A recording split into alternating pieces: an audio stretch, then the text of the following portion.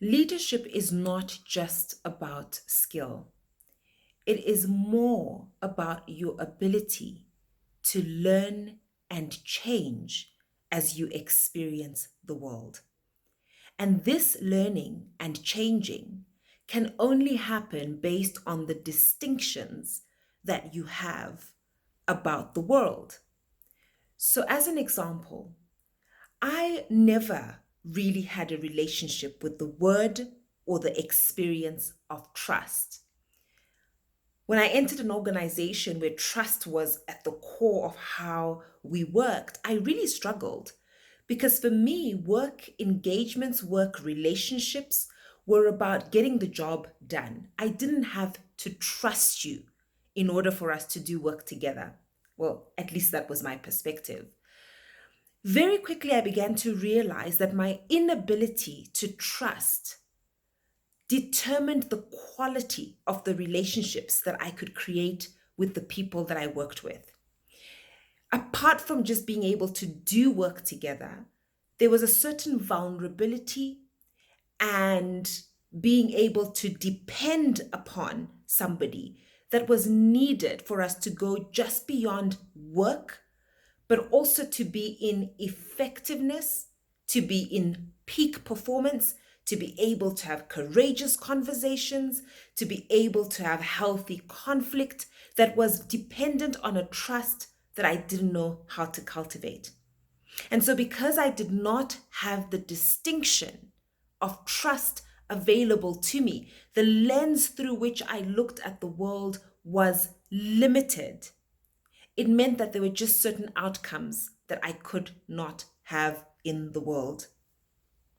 Here's the thing, if there are outcomes that you're not yet experiencing in your world and would like to experience or are amazed at why you just don't get this kind of outcome or result, consider quite simply that there is a way of being that is not yet a part of who you are that you need to work on cultivating.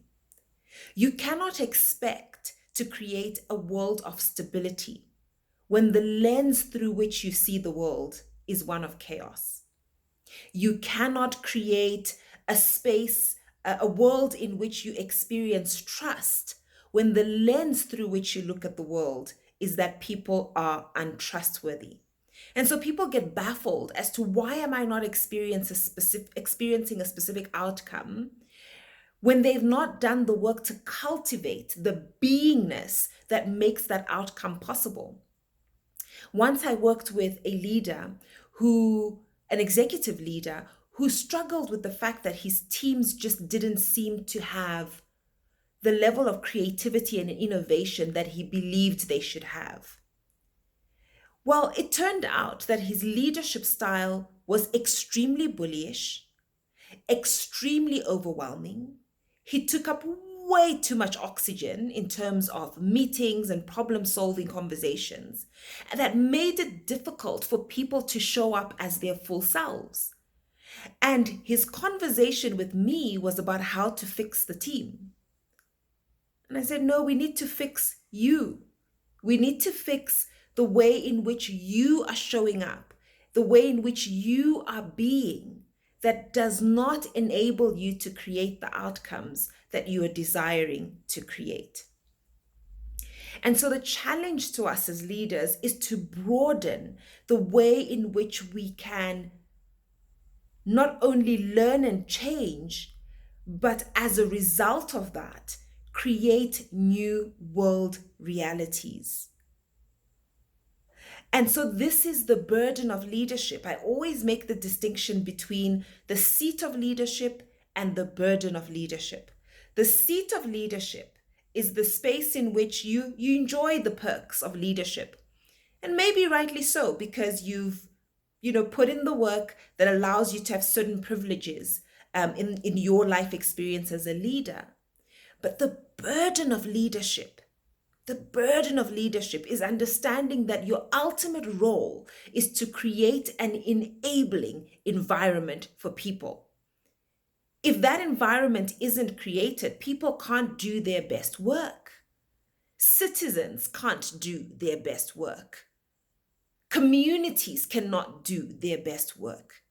And so the work of the leader is to look at the distinction that they hold fundamentally that colors the way they see the world.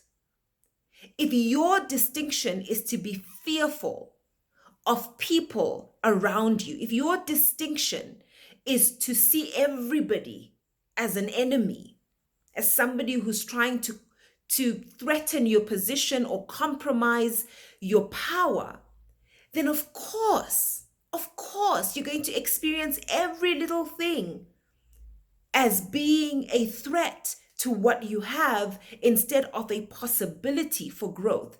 Every time somebody challenges you, it's going to feel very viscerally like your position is about to be taken from you.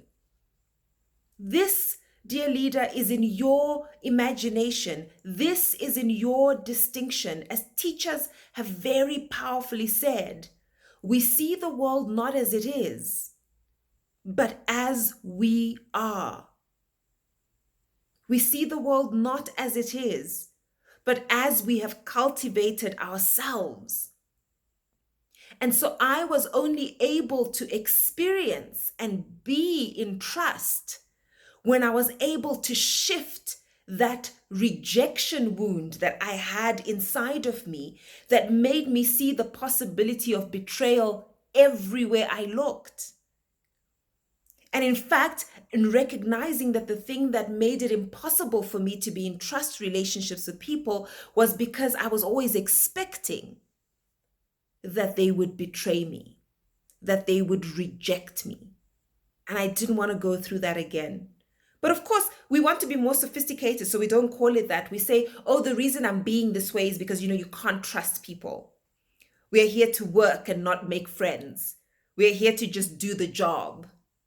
But no, there was a fear inside of me. There was a distinction that was not available to me of trust and vulnerability and openness that I had to learn.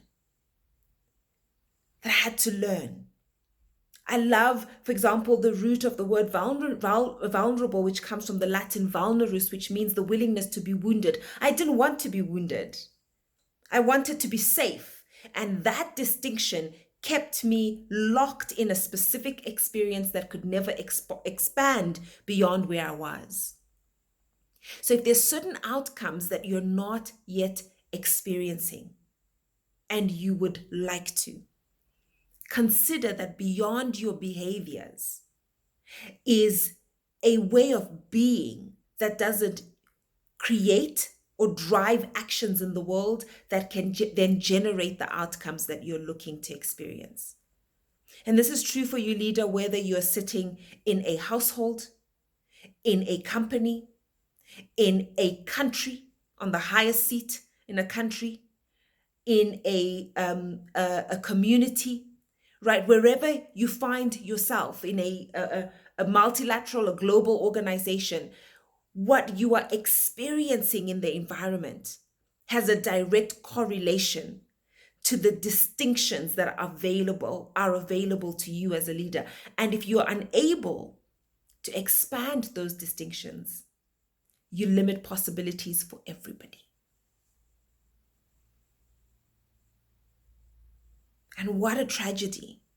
What a tragedy when leaders limit possibilities for entire companies, nations, global communities, and even in your own family, even in your own home.